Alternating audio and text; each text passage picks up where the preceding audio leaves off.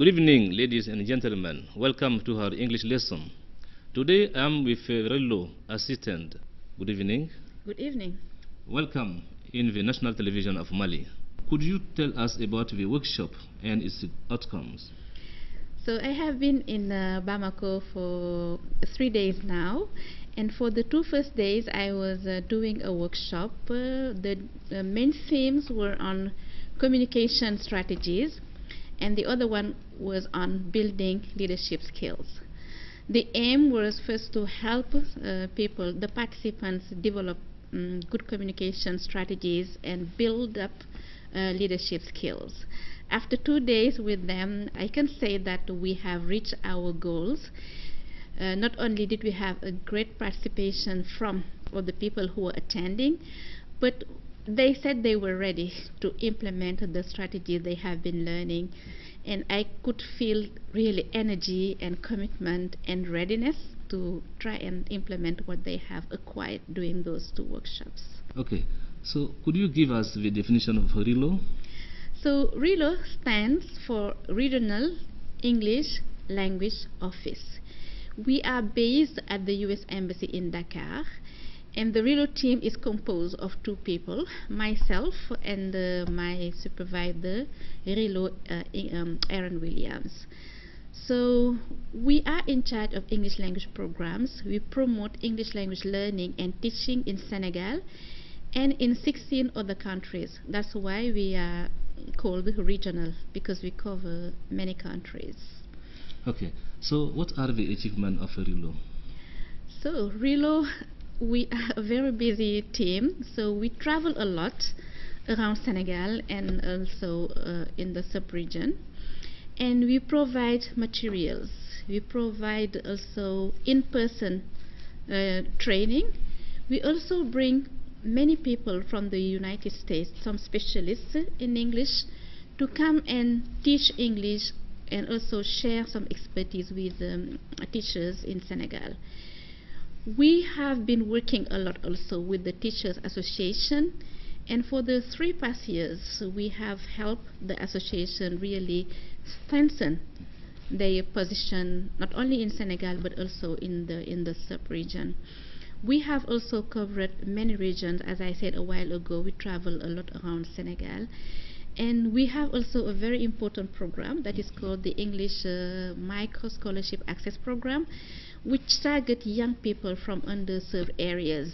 And I can say that we have been doing great things with those children, because at the beginning of the program they tend to be shy, but after 2 years with us, you can feel, you can see how much they have improved in terms of speaking skills, but also in terms of involvement in their community and in promoting good values and civic engagement. Good. So to promote the English language, so the embassy has a role to play. So could you tell us about the experience of Senegal? So as I said at the beginning, RELO is based at the US Embassy, and we are part of a section called the Public Affairs section. So we work closely with all those sections like press and cultural and the information resource center, and we try together to promote English language learning and teaching in Senegal. So yeah, I can say that it's a good collaboration, and we've been doing great things together. Okay, so by talking about teaching, so what do you have to say about learning English? I would say that it's important because no one can now deny the importance of English. English has become, a tool, not only a language but a tool. And some people even say that English is a kind of key that can open a lot of doors. So yeah, and I think the earlier you started, the better. So it's important to encourage students and young people to learn English through different ways, either at school or within English clubs. So it's very important for them to learn English.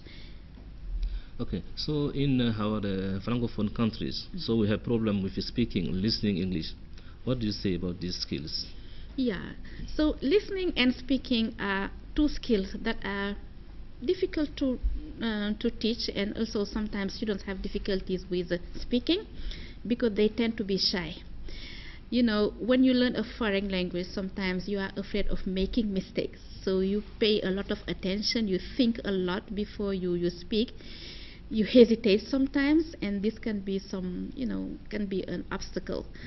Also, listening is difficult, mainly when you are facing native speakers because of, the rhythm, because of pronunciation, sometimes because of colloquial phrases that a native speaker would use and that a non-native may not understand. So these make these two skills difficult to learn and to teach. But there are some strategies we can suggest for how to make it easier. Okay, what are these suggestions? Yeah, some of the suggestions would be for teachers, when you teach listening and speaking, you can try the approach that is called the communicative approach. And what we mean by communicative is that the lesson or the activities should be first focused on real life. They should also provide many opportunities for the learners to practice and speak. And also, the activity should be task-based, meaning students should know what they have to perform during the activity, and they must be given all the elements, all the necessary preparation. So it's up to the teachers first to start with what they call here, what is called the brainstorming, and then provide some activities that will, promote or foster students' involvement. And at the end, they should also find that they have learned something that they can use immediately in real life, so that if they are put in a position in which they have to communicate, they should be able to learn what they have seen in class.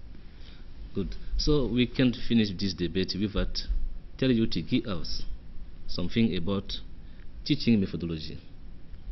Yeah, as I said a while ago, the communicative approach is one I can suggest, and I would suggest teachers also to visit our website. We have a very interesting website that is called the AmericanEnglish.state.com, where I would like to suggest our website where teachers can find a lot of resources, and the name of the website is AmericanEnglish.state.gov.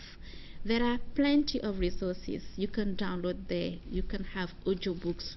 You can have also some songs, because teaching through songs is also something teachers can use to, just to foster listening skills.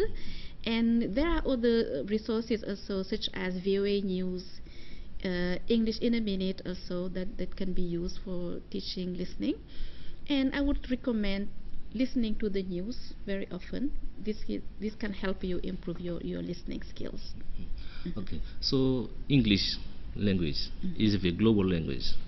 So what do you advise students or young people for this language learning? Yeah, my advice would be, don't be shy. Because if you are shy, you will think too much of the mistakes that you are going to make. Just try to be natural. And also try as much as possible to interact with native speakers. I think the U.S. Embassy here in Bamako can be a good, arena or a good area where people can go to get resources and take the opportunity to take part in the conversation clubs. If you are not based in Bamako, you can still access the online resources. And I would say also English club can be a very good way for improving your speaking skills.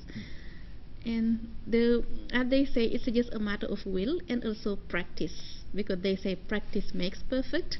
So I would just recommend practicing as much as possible, and don't be shy. Okay, thank you very much. We are at the end of this debate. So the English lesson is every Saturday and Sunday on the national television of Mali. Today, Safiatou Ndiaye, Relo assistant at the U.S. Embassy in Dakar, Senegal. Thank you very much for coming. Thank you.